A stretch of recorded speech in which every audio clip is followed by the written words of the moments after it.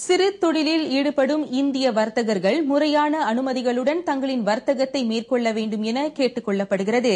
அதன்படி அரசாங்கம் வழங்கி வரும் தெக்கோன் கடனுதவியை பெறும் தகுதியை அவர்கள் பெற முடியும்.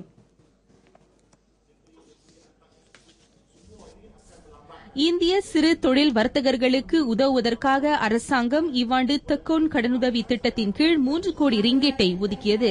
இந்நிலையில் அடுத்த ஆண்டுக்கான வரவு செலவு திட்டத்திலும் இந்தியர்களுக்காக 5 கோடி ரிங்கெட் ஒதுக்கப்பட்டுள்ளது. ஆயினும் மிக குறைவான இந்திய வர்த்தகர்கள் மட்டுமே முறையான பத்திரங்களுடன் இக்கடனுதவியை பெற விண்ணப்பம் செய்திருப்பதாக பிரதமர் துறை துணை அமைச்சரும் மாய்கா உதவித் தலைவருமான டத்தோ எஸ்.கே. தேவமணி வருத்தம் தெரிவித்தார்.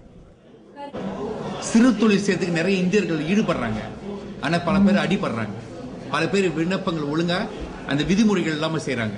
அதான் சொன்னாரா 30% இன்னும் அறவே பிசினஸ் ரெஜிஸ்ட்ரேஷன் பண்ணாம செஞ்சுக்கிட்டு இருக்காங்க. வர்த்தக மாறி வருது, உலகம் மாறி வருது. நம்மளும் கொஞ்சம் மாறணும்.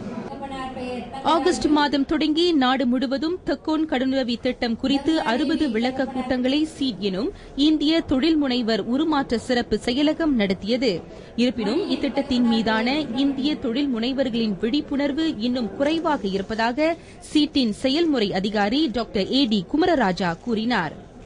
ஒரே நேரத்தில் இப்போ 30 மில்லியன் ரிங்கிட் இருந்தா கூட விண்ணப்பங்கள் 10 தான் சொல்லணும். நிறைய பேர் சொல்றாங்க எங்களுக்கு விண்ணப்பம் செய்ய முடியல, எங்களுக்கு கிடைக்கல அப்படின்னு சொல்லி.